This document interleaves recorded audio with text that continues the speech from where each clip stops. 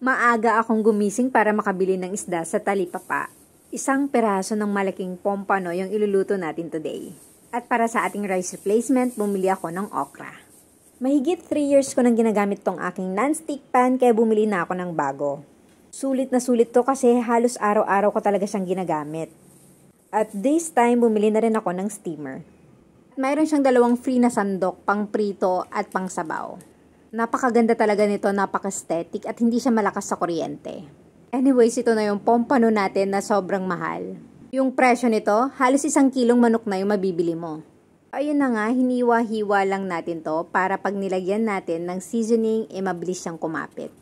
Lalagyan lang natin to ng asin at paminta. Syempre, lalagyan natin yung magkabilang part. At sa iba pang ingredients, maglalagay din tayo ng bawang, sibuyas at luya. Hahati-hatiin ko lang tong mga to tulad nito. Napakabilis lang nitong iluto at first time kong mag-steam ng pompano. Gumumpit lang ng foil tapos ilalagay natin dun yung isda at lalagyan natin ng loob nito ng luya at bawang. Tapos lalagyan din natin yung ibabaw nito ng bawang, sibuyas at luya. Pagkatapos niyan, babalutin natin siya ng maayos dito sa aluminum foil. Hindi ko pala nilagay lahat ng luya, bawang at sibuyas na ginayat ko kasi gagamitin ko yung iba mamaya.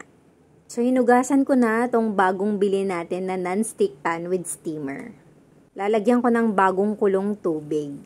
At syempre, ilalagay na natin yung steamer at ilalagay na natin yung isda. So, malaki ito kaya inayos ko yung pagkakalagay. Tatakpan. Tapos, steam lang natin to ng 20 to 30 minutes hanggang sa maluto yung isda. Mabilis lang to at ito na nga, naaamoy ko na, ang bango na. Hahanguin lang natin to at careful kasi mainit pa to.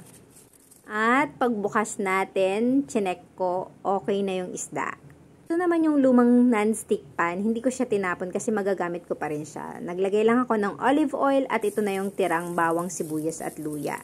Ginisa lang natin tapos maglalagay tayo ng organic coconut aminos. Ito yung ginagamit natin as soy replacement. At naglagay din tayo ng konting tubig. Maglalagay din tayo dito ng calamansi juice pero pwede din maglagay ng apple cider vinegar or simpleng suka. Maglalagay din ako ng sili. Optional na lang yan kung gusto nyo ng maanghang. At sobrang bilis lang natin niluto yung sauce at yan, nilagay na natin dun sa isda. At ganun lang kadali, ready na yung masarap na steamed pompano. As rice replacement, okra. Kahit hindi ka marunong magluto, kayang-kaya mo rin tong gawin. Pwede mo tong gawin sa tilapia o sa galunggong or sa ibang isda na gusto mong i-steam. Madalas nakikita nyo sa channel na to na puro karne, itlog yung niluluto natin. Kasi yun naman talaga ang pasok na pasok sa keto or low carb diet. Pero pasok din po ang mga isda at ganun din po yung mga seafoods. At marami na rin tayong recipe ng isda at seafood sa channel na to. So check nyo rin yung previous videos natin. At dahil malaki yung isda, side A lang yung nakain ko, yung side B para sa ating next meal. Salamat sa panonood!